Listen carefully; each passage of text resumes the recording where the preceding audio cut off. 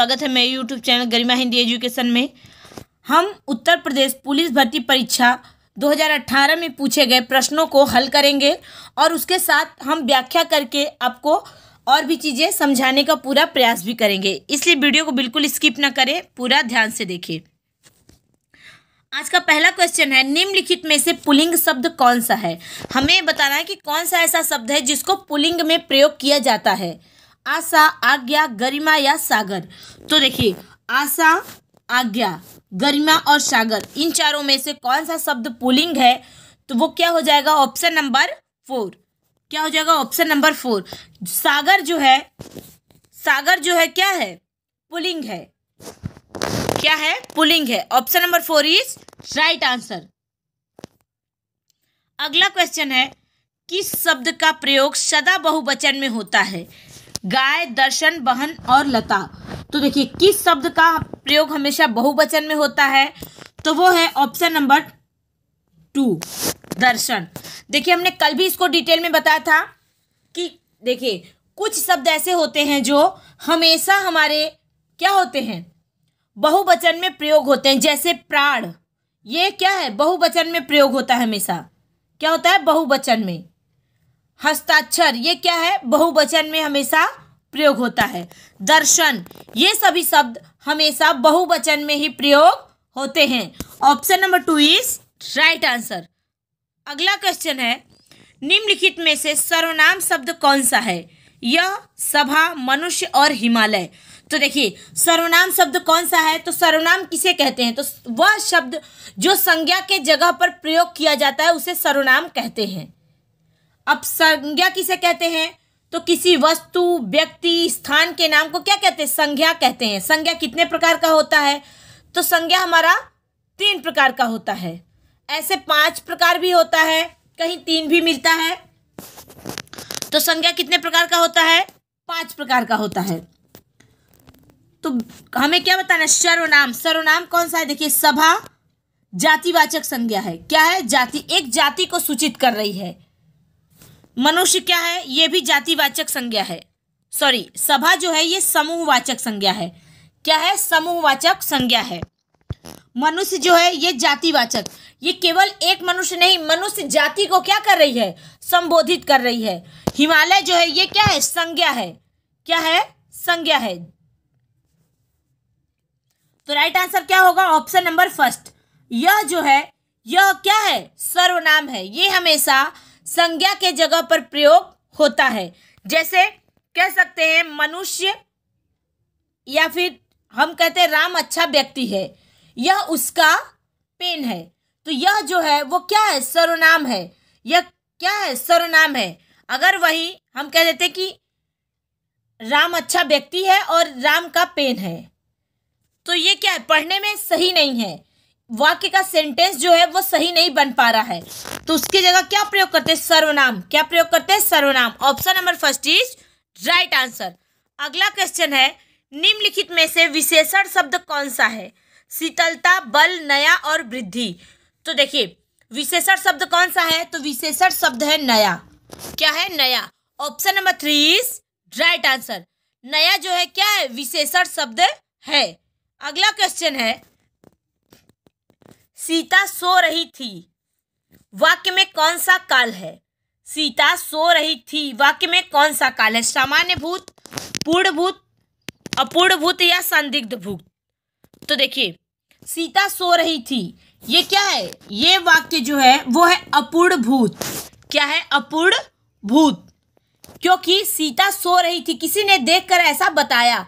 सीता सो रही थी तो मतलब वो देख के अभी आया है, मतलब वो क्रिया चल रही है।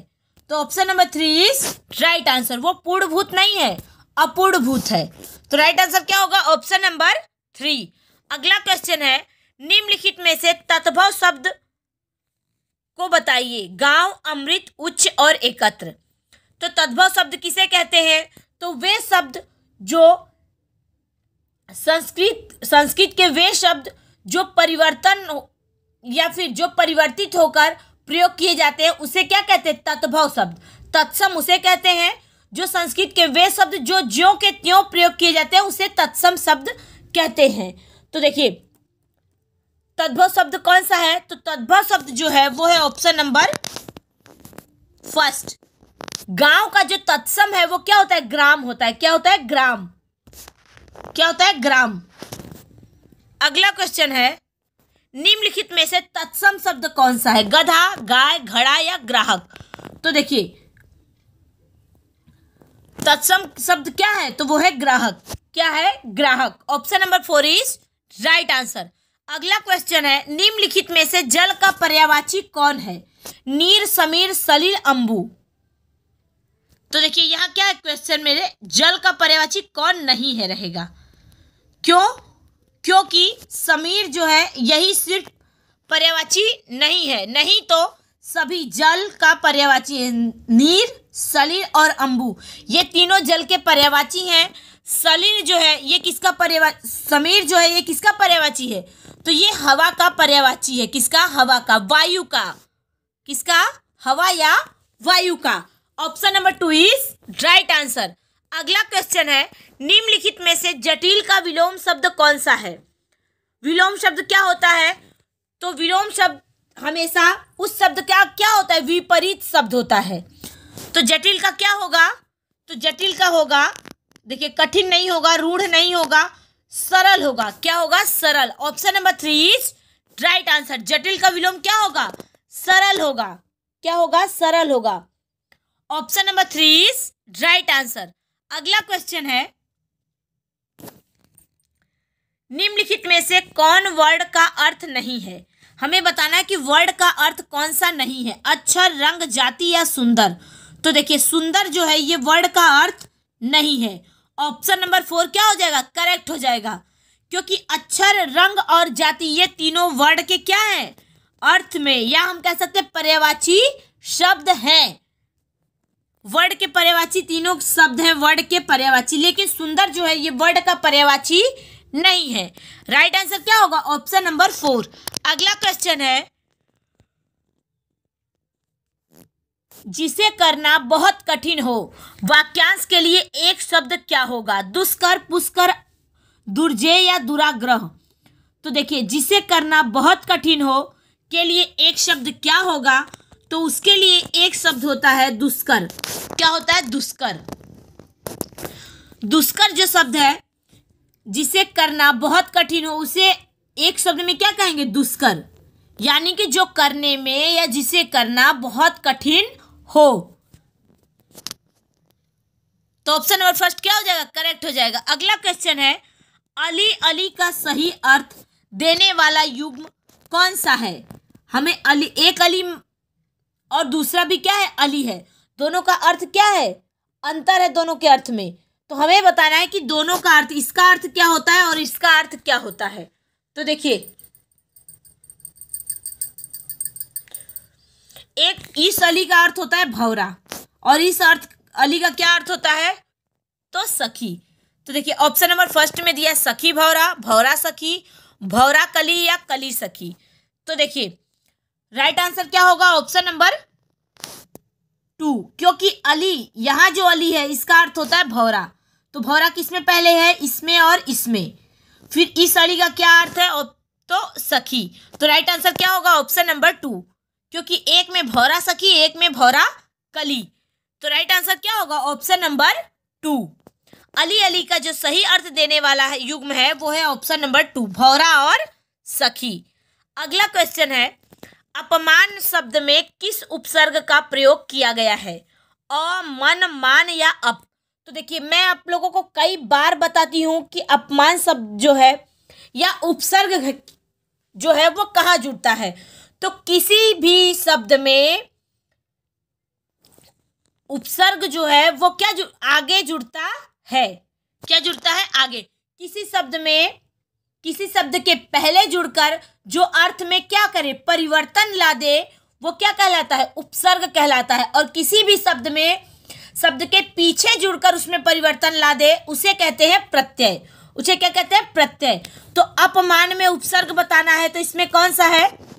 देखिए मान क्या है? मान मतलब क्या होता है? प्रतिष्ठा, सम्मान। और उसमें अप क्या लग गया? उपसर्ग लग गया। क्या लगा? उपसर्ग। ऑप्शन नंबर 4 यही इसके अर्थ में क्या किया, बिल्कुल उल्टा कर दिया। उसके अर्थ में क्या किया, उल्टा। जैसे मान का क्या हो जाएगा, अपमान, यानी कि सम्मान का अपमान। तो राइट आंसर क्या होगा, ऑप्शन नंबर 4। किस उपसर्ग का प्रयोग किया गया, तो अप उपसर्ग का प्रयोग किया गया है। अगला क्वेश्चन है, घबराहट शब्द में किस प्रत्यय का प्रयोग हुआ है, अट, हट, आहट या राहट। तो देखिए किस सब प्रत्यय का प्रयोग हुआ, तो हमने बताया कि किसी भी शब्द के अंत में जुड़कर जो उसमें परिवर्तन लाए वो क्या कहलाता है, प्रत्यय। तो घबराहट में क्या है, कौन सा प्रत्यय है, तो आहट प्रत्यय है। कौन सा, आहट प्रत्यय। Option number 3 is right answer. अगला क्वेश्चन है, परमार्थ शब्द का सही संधि विच्छेद क्या होगा, परम प्लस अर्थ, पर प्लस अर्थ, पर प्लस अर्थ या परमो प्लस अर्थ। तो देखिए परम प्लस अर्थ क्या होगा, परमार्थ का परम प्लस अर्थ। ऑप्शन नंबर क्या हो जाएगा, फर्स्ट इज राइट आंसर। इसमें कौन सी संधि है, तो दीर्घ संधि है। कौन सी संधि है, दीर्घ संधि है। Option number first is right answer. अगला क्वेश्चन है, मैंने यह काम कर लेना चाहिए, वाक्य में अशुद्ध अंश कौन सा है। हमें बताना है कि इसमें अशुद्ध अंश कौन सा है। मैंने यह काम या कर लेना चाहिए, तो देखिए मैंने यह काम कर लेना चाहिए में अशुद्ध अंश जो है वो है ऑप्शन नंबर फर्स्ट, मैंने। क्योंकि यहाँ क्या रहेगा, मुझे यह काम कर लेना चाहिए, ये वाक्य क्या है, शुद्ध है। लेकिन मैंने यह काम कर लेना चाहिए वाक्य क्या है, अशुद्ध है। क्या है, अशुद्ध, यानी कि जो वाक्य को अशुद्ध कर रहा है वो अंश कौन सा है, तो वो है मैंने। कौन है, मैंने। Option number first is right answer. अगला क्वेश्चन है, राजपुत्र शब्द में कौन सा समास है, द्विगु समास, द्वंद्व समास, अव्ययी भाव समास या तत्पुरुष समास। तो देखिए राजपुत्र में कौन सा समास है, तो ऑप्शन नंबर 4 तत्पुरुष समास। जिस समास में कारक चिन्हों का प्रयोग हो वह कौन सा समास होता है, तो तत्पुरुष समास होता है। कौन सा समास होता है, तत्पुरुष समास। इसका समास विग्रह क्या होगा, राजा का पुत्र। क्या होगा, राजा का पुत्र। राजपुत्र मतलब क्या होता है, राजा का पुत्र। इसमें कौन सा समास है, तत्पुरुष समास। द्विगु समास किसे कहते हैं, जिसका पहला पद क्या हो, संख्यावाची हो, उसे द्विगु समास कहते हैं। द्वंद्व समास उसे कहते हैं जिसमें दोनों पद प्रधान हो, जैसे माता पिता, भाई बहन। अव्ययी भाव की समास किसे कहते हैं, जिसका पहला पद अव्ययी भाव यानी कि अव्यय हो, जिसका पहला पद क्या हो, अव्यय हो, जैसे यथाशक्ति, प्रतिदिन। इसमें कौन सा समास है, तो अव्ययी भाव समास है। तो राइट आंसर क्या होगा, ऑप्शन नंबर 4, क्योंकि राजपुत्र में तत्पुरुष समास है जिसका समास विग्रह होगा राजा का पुत्र। अगला क्वेश्चन है, आम खाया जाता है वाक्य में कौन सा वाच्य है। हमें बताना है आम खाया जाता है, इसमें कौन सा वाच्य है, कर्तृवाच्य, कर्मवाच्य, भाववाच्य या क्रियावाच्य। तो आम खाया जाता है, आम क्या हो रहा है, खाया जा रहा है, क्या किया जा रहा है, कर्म किया जा रहा है, तो क्या होगा, कर्मवाच्य। क्या होगा, कर्मवाच्य। ऑप्शन नंबर क्या हो जाएगा, 2 इज राइट आंसर। अगला क्वेश्चन है, निम्नलिखित में से अव्यय शब्द कौन सा है, वर्तमान, नया, तथा या फिर सुंदर। तो देखिए हमने बताया था अव्यय शब्द किसे कहते हैं, वे शब्द जिनका व्यय ना हो उसे क्या कहते हैं, अव्यय। यानी कि मैं सरल शब्दों में बताऊं, वे शब्द जो लिंग वचन के साथ परिवर्तित न हो उसे क्या कहते हैं, अव्यय शब्द कहते हैं। वर्तमान, नया, तथा या फिर सुंदर। तो देखिए अव्यय शब्द कौन सा है, तथा। क्या है, तथा। Option number 3 is right answer. क्या है, ऑप्शन नंबर 3 क्या है, अव्यय है।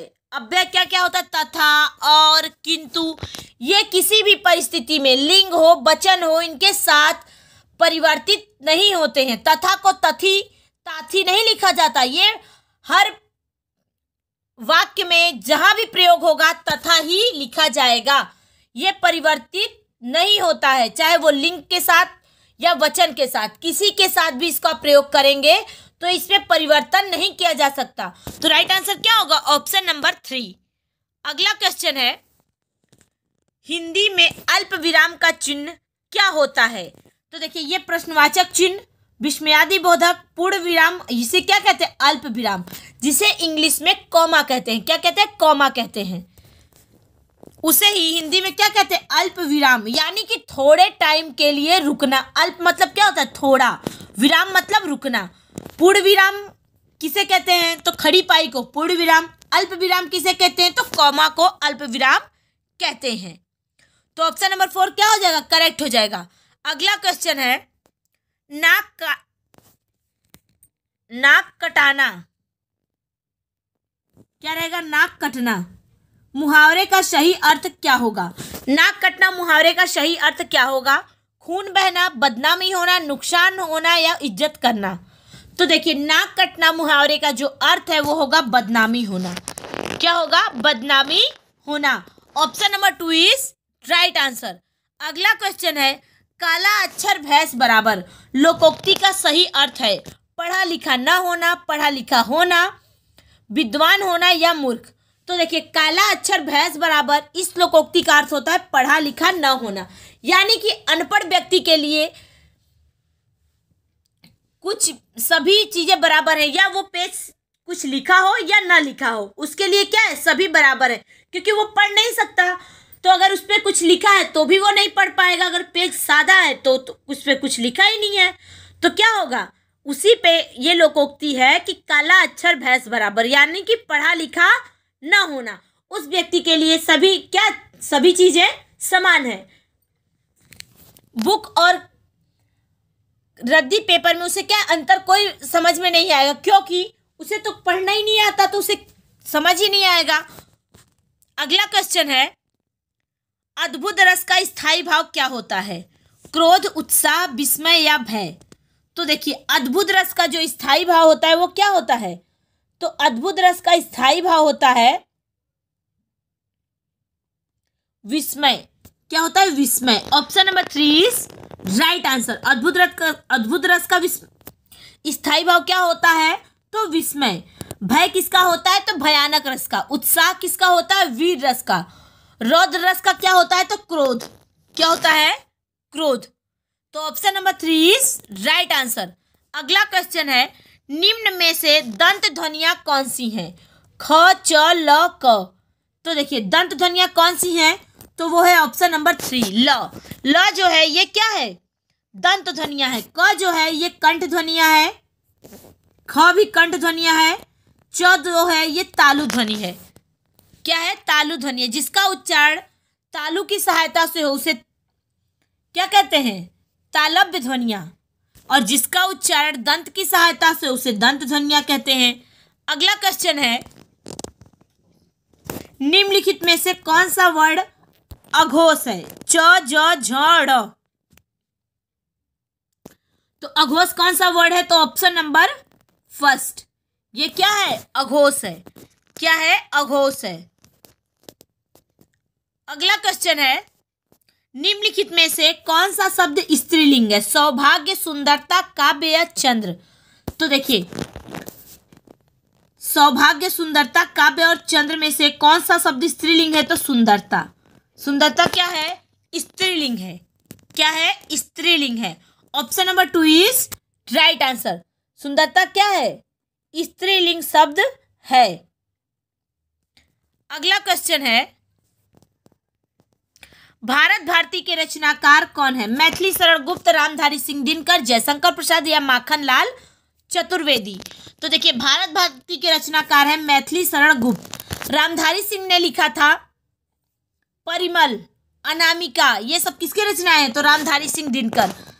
कामायनी जो है ये जयशंकर प्रसाद का सुप्रसिद्ध रचना है। क्या है? सुप्रसिद्ध रचना है। राइट आंसर क्या होगा? Option number 1।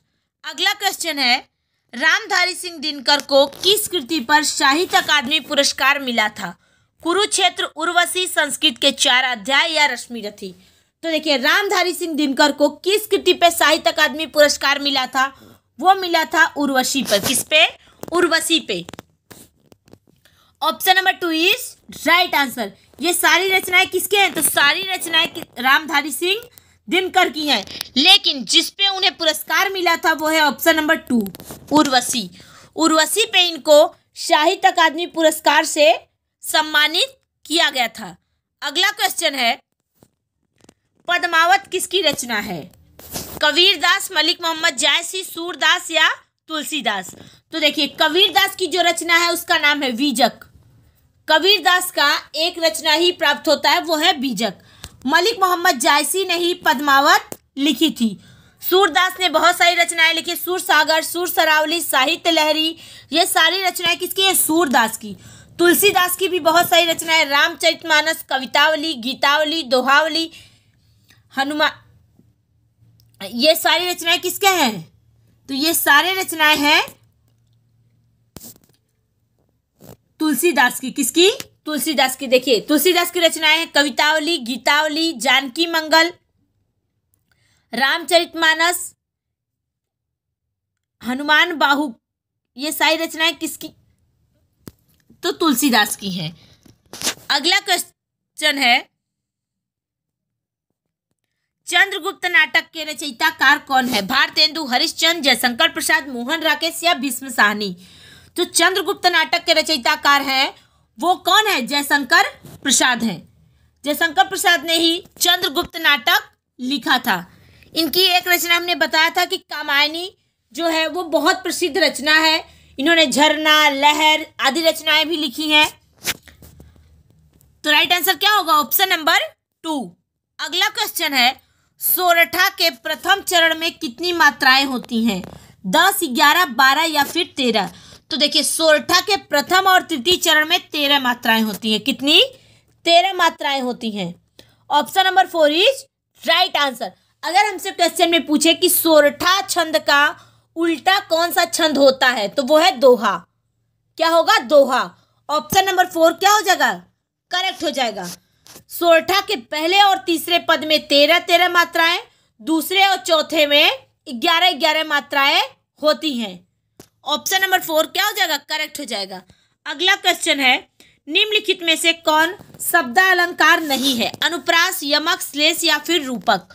तो देखिए, रूपक अलंकार जो है ये शब्दालंकार नहीं है। ये क्या है? अर्थालंकार है। शब्दालंकार किसे कहते हैं? तो जो शब्द के माध्यम से